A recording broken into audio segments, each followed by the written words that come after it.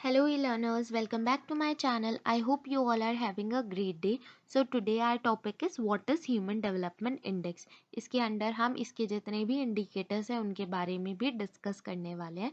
So without wasting any time, let's get started with the topic.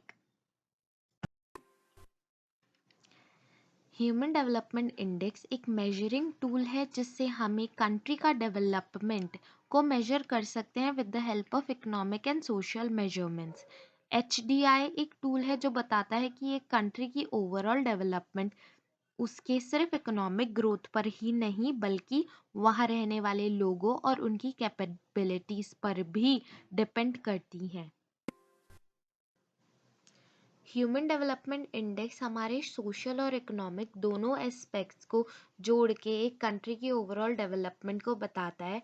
HDI के generally 3 dimensions हैं development को नापने के. पहला, उस कंट्री में रह रही पॉपुलेशन की एजुकेशन कैसी है, उनका स्टैंडर्ड ऑफ लिविंग कैसा है और उनकी हेल्थ कैसी है. इन तीनों के बेसिस पर ही हम एक कंट्री का डेवलपमेंट मेजर करते हैं. इन 1919 HDI को पहली बार पाकिस्तानी इकोनॉमिस्ट महबूब उल हक ने यूज़ किया था. उसके बाद इसे यूनाइटेड नेशन डेवलपमेंट प्रोग्राम ने कंट्रीज़ को रैंक करने के लिए यूज़ करना स्टार्ट कर दिया ताकि हम इकोनॉमिक और सोशल दोनों ही मेजरमेंट्स को लेकर एक कंट्री का डेवलपमेंट मेजर कर सके. ह्यूमन डेवलपमेंट इंडेक्स के 3 इंडिकेटर्स हैं. First is life expectancy, second is education, third is standard of living. Life expectancy में हम लोग जो एक कंट्री में रहने वाले लोग हैं उनकी बर्थ से लेके वो कितने साल तक जीते हैं उसको मेजर करते हैं. अगर एक कंट्री में लोग ज़्यादा लंबे टाइम तक जी रहे हैं, मतलब 72 तक उनकी लाइफ चल रही है एवरेज, तो एक कंट्री में वहाँ की पॉपुलेशन बहुत ज़्यादा हेल्दी है. ये हेल्थ को भी बताते हैं कि ये कंट्री की हेल्थ कैसी है. Second is education. यहाँ पे हम एक्सपेक्टेड ईयर ऑफ स्कूलिंग और मीन ईयर ऑफ स्कूलिंग के बारे में स्टडी करते हैं कि कितने लोग थे जो कि 25 ईयर्स की एज तक उन्होंने एक एवरेज एजुकेशन हासिल की. Second is expected year of schooling, मतलब कि एक कंट्री की कितनी एक्सपेक्टेड एजुकेशन लेवल हो सकता है. Third is standard of living. Standard of living से मतलब है कि हम यहाँ पे gross national income per capita को मेजर करते हैं और प्राइस लेवल को इसमें एडजस्ट कर दिया जाता है. ईच इंडिकेटर को हमने 0 to 1 के बीच में रैंक किया होता है. इन तीनों को ही बाद में कैलकुलेट करने के बाद एवरेज निकाल के कंट्री का HDI सेट किया जाता है. So what is the importance of Human Development Index?